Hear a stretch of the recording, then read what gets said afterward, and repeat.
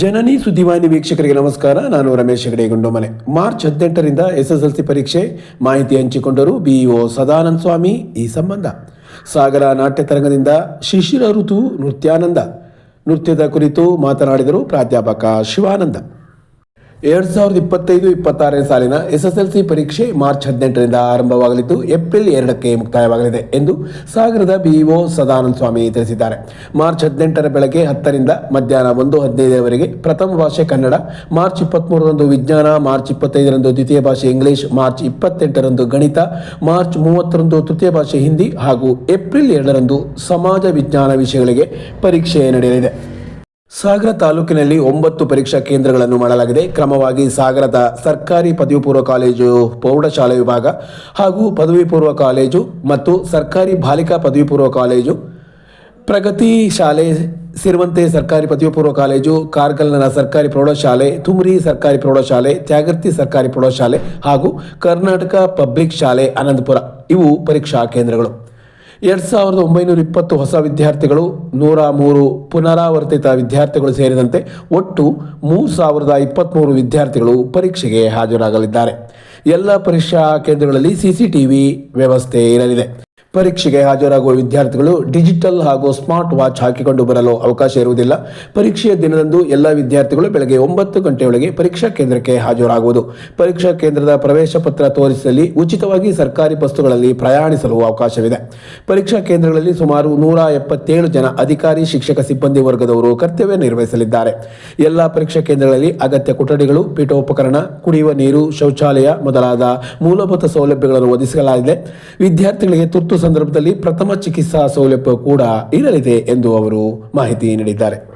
ಎಲ್ರಿಗೂ ನಮಸ್ಕಾರ.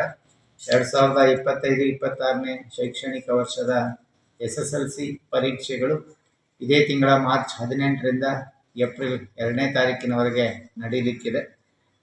18ನೇ ತಾರೀಕು ಪ್ರಥಮ ಭಾಷೆ, 23ನೇ ತಾರೀಕು ವಿಜ್ಞಾನ, 25ನೇ ತಾರೀಕು ದ್ವಿತೀಯ ಭಾಷೆ, 28ನೇ ತಾರೀಕು ಗಣಿತ, 30ನೇ ತಾರೀಕು ತೃತೀಯ ಭಾಷೆ ಹಾಗೂ ಏಪ್ರಿಲ್ 2ನೇ ತಾರೀಕು ಸಮಾಜ ವಿಜ್ಞಾನ ಪರೀಕ್ಷೆ ನಡೆಯಲಿಕ್ಕಿದೆ. ಸಾಗರ ತಾಲೂಕಿನಲ್ಲಿ 58 ಪ್ರೌಢಶಾಲೆಗಳಿದ್ದು ಈ 58 ಪ್ರೌಢಶಾಲೆಗಳು 9 ಪರೀಕ್ಷಾ ಕೇಂದ್ರಗಳಲ್ಲಿ ಪರೀಕ್ಷೆಯನ್ನು ಬರೀಲಿಕ್ಕಿದ್ದಾರೆ. ನಗರ ಪ್ರದೇಶದ ವ್ಯಾಪ್ತಿಯಲ್ಲಿ 4 ಪರೀಕ್ಷಾ ಕೇಂದ್ರಗಳು, ಹಾಗೆಯೇ ಗ್ರಾಮೀಣ ಪ್ರದೇಶದಲ್ಲಿ ತುಮ್ರಿ, ಶಿರುವಂತೆ, ಕಾರ್ಗಲ್ಲು, ತ್ಯಾಗರ್ತಿ ಹಾಗೂ ಅನಂತಪುರ 5 ಒಟ್ಟು 9 ಪರೀಕ್ಷಾ ಕೇಂದ್ರಗಳಿವೆ. ಈ 9 ಪರೀಕ್ಷಾ ಕೇಂದ್ರಗಳಲ್ಲಿ ಹೊಸ ಅಭ್ಯರ್ಥಿಗಳು ಅಂದರೆ ಪ್ರಥಮ ಬಾರಿಗೆ SSLC ಪರೀಕ್ಷೆಯನ್ನು ಬರೆಯುವಂತಹ 2930 ಜೊತೆಗೆ ಪುನರಾವರ್ತಿತ ಖಾಸಗಿ ಅಭ್ಯರ್ಥಿಗಳು 103 ಸೇರಿ ಒಟ್ಟು 3023 ವಿದ್ಯಾರ್ಥಿಗಳು 9 ಪರೀಕ್ಷಾ ಕೇಂದ್ರಗಳಲ್ಲಿ ಪರೀಕ್ಷೆಗೆ ಹಾಜರಾಗಲಿದ್ದಾರೆ. ಎಲ್ಲ 9 ಪರೀಕ್ಷಾ ಕೇಂದ್ರಗಳಲ್ಲಿ CCTV ವ್ಯವಸ್ಥೆಯನ್ನು ಅಳವಡಿಸಿದ್ದೀವಿ. ವೆಬ್ಕಾಸ್ಟಿಂಗ್ ಸಹ ನಡೀತದೆ. ಜೊತೆಗೆ ಎಲ್ಲ ಪರೀಕ್ಷಾ ಕೇಂದ್ರಗಳಲ್ಲೂ ಅಗತ್ಯ ಮೂಲಭೂತ ಸೌಲಭ್ಯಗಳು, ಕುಡಿಯುವ ನೀರು ಇರ್ಬೋದು, ಶೌಚಾಲಯ ಇರ್ಬೋದು, ಅಗತ್ಯ ಪೀಠೋಪಕರಣ ಇರ್ಬೋದು, ಎಲ್ಲ ರೀತಿಯಾದಂಥ ಮೂಲಭೂತ ಸೌಲಭ್ಯಗಳನ್ನು ಒದಗಿಸಿಕೊಟ್ಟಿದ್ದೀವಿ. ಮಕ್ಕಳಿಗೆ ಏನಾದರೂ ಅನಾರೋಗ್ಯದ ಸಮಸ್ಯೆ ಆದರೆ ಅವರಿಗೆ ತಕ್ಷಣದಲ್ಲಿ ಚಿಕಿತ್ಸೆಯನ್ನು ನೀಡಲಿಕ್ಕೆ ಆರೋಗ್ಯ ಇಲಾಖೆಯ ಸಿಬ್ಬಂದಿ ಸಹ ಕರ್ತವ್ಯವನ್ನು ನಿರ್ವಹಿಸಲಿಕ್ಕಿದ್ದಾರೆ. ಪರೀಕ್ಷೆ ಬೆಳಗ್ಗೆ 10 ಗಂಟೆಗೆ ಪ್ರಾರಂಭ ಆಗುತ್ತೆ. ಮಕ್ಕಳು ಗೊಂದಲ ಮಾಡ್ಕೊಳ್ಬಾರ್ದು ಅಂತೇಳಿ ಬೆಳಗ್ಗೆ 9 ಗಂಟೆ ಒಳಗೆ ಪರೀಕ್ಷಾ ಕೇಂದ್ರಕ್ಕೆ ಇರಲಿಕ್ಕೆ ನಾವು ಹೇಳಿದ್ದೀವಿ.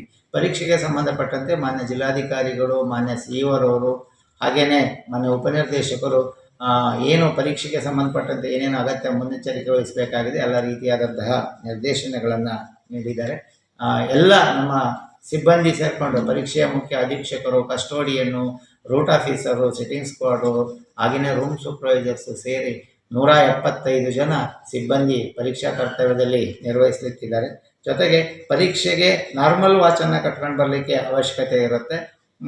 ಇದು ಯಾವುದೇ ರೀತಿಯಾದಂತಹ ಡಿಜಿಟಲ್ಲು ಸ್ಮಾರ್ಟ್ ವಾಚನ್ನು ಹಾಕ್ಕೊಂಡು ಬರಲಿಕ್ಕೆ ಅವಕಾಶ ಇರೋದಿಲ್ಲ.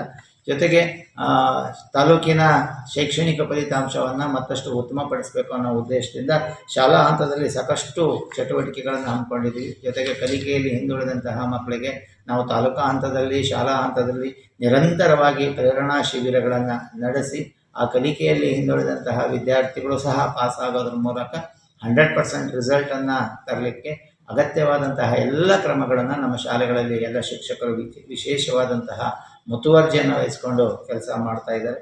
ಒಟ್ಟಾರೆಯಾಗಿ ಯಾವುದೇ ಭಯ, ಆತಂಕ ಇಲ್ಲದೇ ಮಕ್ಕಳು ಖುಷಿಯಿಂದ ಏನು ಪರೀಕ್ಷೆ ಬರೀಬೇಕು ಅಂತಹ ವಾತಾವರಣವನ್ನು ಪರೀಕ್ಷಾ ಕೇಂದ್ರದಲ್ಲಿ ನಿರ್ಮಾಣ ಮಾಡಿದ್ದೀವಿ.